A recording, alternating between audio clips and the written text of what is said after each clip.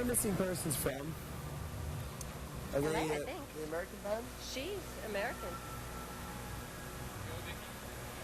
This is Vicky McCarty from the... Start again. This is Vicky McCarty for the Westwood One Satellite Network. I'm backstage with Bono Vox from U2.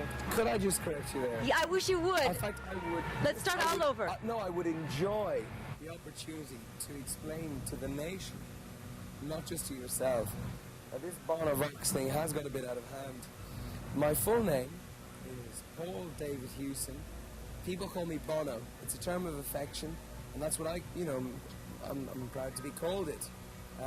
Bono is fine. But Bono Vox, I don't know where that came from. I mean, it's a bit of a mistake. So I thank you for the opportunity to explain to these people that people call me Bono, okay? Should I call you Paul or Bono? Let's try Paul. Call me Bono. The show that we just saw, I was on stage watching it, and then I came back here and got an even better angle. It was the most amazing thing I've ever seen. You, first of all, braved the crowd. What made you decide to go out and start touching the crowd? Oh, come on, they're what's important in this festival. You know, backstage we have this, thing where we're hidden. You know, we're the hidden people. We're behind stage. But they're the people who are paying our wages, your wages, my wages, and they're the people that are important. You know, I was part of a movement which believed, maybe naively so, in breaking down the barrier between the stage and the audience. Breaking it down. I'm sick and tired of satin pants.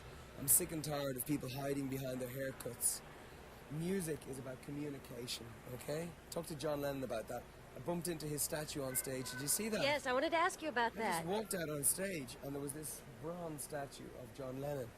And, you know, over the last year, more than anyone, I've been listening to John Lennon's music because it's more than just get up and dance. It's more than just, hey, baby, how do you feel? He put his life into his music. So when I met him, I just bumped into this bronze. I said, hello, John. You know, how are you? And in A Day Without Me, we pulled the root out of the song. I just heard this melody, and it was Dear Prudence, won't you come out to play? The sun is up, the sky is blue. It's beautiful, and so are you. And I felt that way about the crowd. That's amazing. So you weren't planning to do any sort of thing for John Lennon when you got on stage? I had no idea he was even on the stage. And when we walked back on stage, and the crowd started to sing Give Peace a Chance at our direction, well, I mean, what can you say? I mean, I was speechless. I think everybody was speechless. We walked off the stage for the encore. There was the entire press section, what's that, when they're all up in the styles, and they just gave us a standing ovation. And I won't forget today, and I hope other people won't. One of the things that was the most amazing to watch was you with a huge white flag walking across the stage and then climbing up the sides of the stage, up the speakers and along the top. What moved you to do that? That was about 100 feet up. Well, it was maybe, our management and the rest of the band have told me it was a stupid thing to do, that the rest of the tour was at risk. But I felt in a festival where there's 200,000 people watching you, basically only about half that, maybe 3/4 of that are feeling what you're doing musically.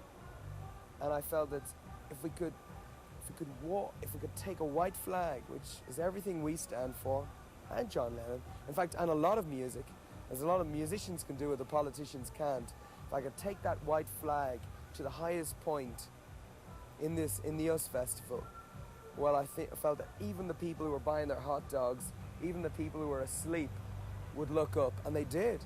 I mean, the entire crowd for that moment was unified.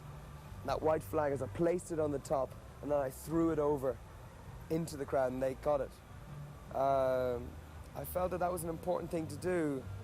I mean, I threw the song away. The song just became the soundtrack to that movement. But I felt it was worth it, and I think the crowd agree. I don't remember who said it, but an earlier act in this 3-day festival said, hey, everybody, Woodstock's dead.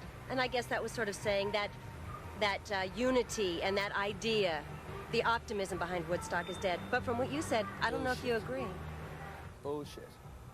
You know, what more important, what, in fact, more frightening than the wreckage and the carnage of the wars that are decorating this planet.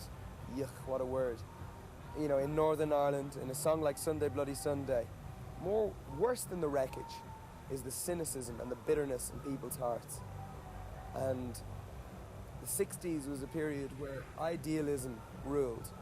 And I'm proud of idealism. I think it was diluted, it was turned into escapism by drugs and people just going over the top. But now in the 80s, we're trying to change that, and we're trying to say, hold on a second. We can do something. Music can change the world because it can change people. Maybe that's naive. I don't care. Let me be on record as saying that. You know?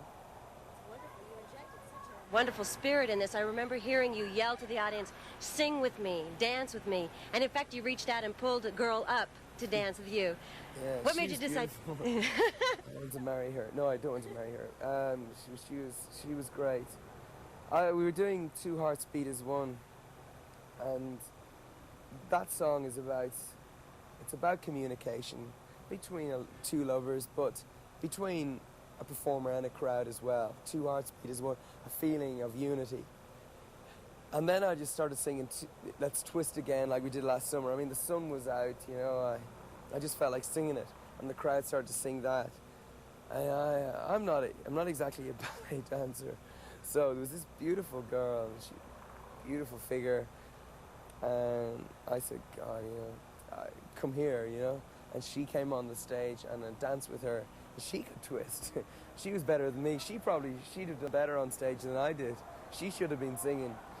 But another momentous moment. What can I say, you know? Sounds like so much of this whole thing was really spontaneous. You got right into a spirit here. Yeah, well, music is made for the moment. At the moment, we have an LP called War. And some fool in the advertising world has put out this advertising, what was it there?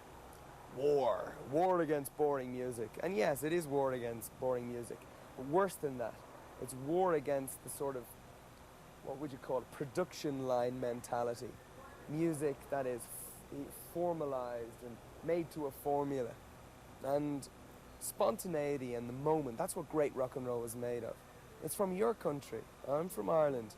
But rock and roll had its beginnings in your country, in the South, in a moment, in a spontaneous moment. Elvis Presley, just the turn, the movement, the way he hit the guitar. But now everything's really cynical and planned, and let's sell our music, you know, and how can we sell our music? Well, I've no time for this. You've got to seize the moment. I think we seize the moment. I think it's a moment everybody's going to remember. I won't forget it. Thank you. I want to thank you for a great performance and for coming back here and talking to us when I know you must be pretty tired. You're right there. Thank you very much. Thank you. Okay, I better go.